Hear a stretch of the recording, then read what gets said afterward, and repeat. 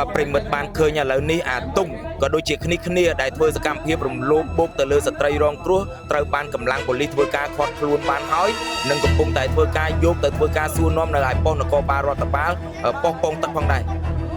បងមានបញ្ហាខូចសក់ដោយសារលេងពណ៌សក់ច្រើនសក់អត់មានសំណើមអត់មានទម្ងន់ឥឡូវមិនបាច់បារម្ភទៀតទេណាមកប្រើជាមួយនឹងសាប៊ូកក់សក់ Hasan រូបមន្តពីប្រទេសជប៉ុនប្រើបានទាំងបរិសុទ្ធនិងនារី ឃើញហើយនេះគឺជារឿងរ៉ាវដ៏ចម្លែកមួយទៀតហើយដោយអាតុងដែលជាអ្នកស្រុកភូមិជាមួយគ្នាហ្នឹងបានធ្វើការលបួងហៅបងស្រីរបស់ប្អូនស្រីហ្នឹងមកធ្វើការផឹកស៊ីរួចបញ្ចុះឲ្យគ្នាផឹកដល់សវឹងរួចក៏ធ្វើការអូសគ្នាយកមកដល់បន្ទប់ជួលបាទក៏ធ្វើការអូសយកមកបន្ទប់ជួលរួចក៏ធ្វើការរំលោភបោកទៅលើបងស្រីរបស់គាត់ដោយឥឡូវនេះចាប់ទាំងប្រខាំងមនុស្សនៅក្នុងបន្ទប់ខាងលើហ្នឹងទៀតអារំលោភម្នាក់ឯងមិនអស់ចិត្តបាទហៅគ្នាមកធ្វើការរំលោភបោកទៀតប្រិមិត្តបាទ គាត់ខលមកខ្ញុំពេលម៉ោងបាន10យប់ហ្នឹងខ្ញុំនៅវែងស្រីគាត់ធ្វើការនៅផ្ទះទាហើយម្នាក់ហុងហ្នឹងនៅហ្នឹងហើយក៏គាត់ថា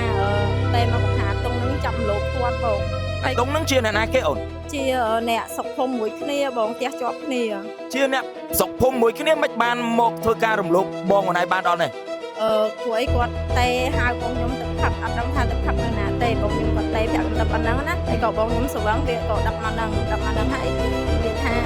ដេកហ្នឹងហើយបងខ្ញុំក៏ទាទៅកតុកជួលវិញពួកអីស្អែកធ្វើការបងទាទៅកតុកជួលវិញវាថាឲ្យទៅពេលវាបាត់ភ្លើងទៅវាចាប់លោកបងខ្ញុំពេលចាប់លោកហើយវាតែហៅមកប្រាប់វាបើចាប់លោកបងខ្ញុំទៀតលោក អញ្ចឹងមានន័យថាអាតុងហ្នឹងរំលោភបងអូនឯងម្នាក់មិនអស់ចិត្តក៏ទេហៅគ្នាហ្នឹងមកធ្វើការរំលោភបងអូនឯងថែមទៀត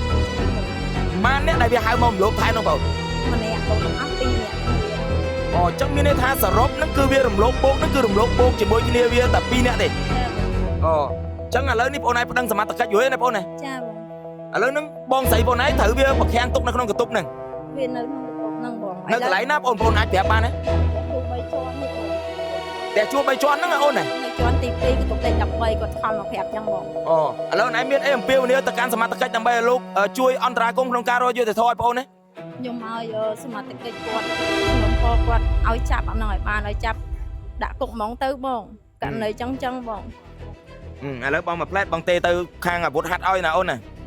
ចាំផ្លែតអូបងនិយាយមកអាវុធហត្ថតិចឥឡូវជំរាបសួរបងអាចជួយឲ្យសមត្ថកិច្ចអាវុធហត្ថមកអន្តរាគមន៍នៅកន្លែងកើតហេតុតិចបានទេបងដោយសារមានបងអូនស្រីម្នាក់ហ្នឹងគាត់ថាបងស្រីរបស់គាត់ត្រូវបានគេលបួងបញ្ឆក់ឲ្យសវឹងរួចយកមកធ្វើការរំលោភបោកហ៎បង បាទខ្ញុំតាក់ទងទៅកម្លាំងយូរហើយគាត់អត់តាក់ទងទៅគាត់ទេមែន អត់ទាន់បានបងមកដល់បងអូនបានតម្លាក់លោកឯសិនអាវុធហត្ថរួចហ៎ ឲ្យ អញ្ចឹងមុនហ្នឹងបានតាក់ទងរួចហើយអូន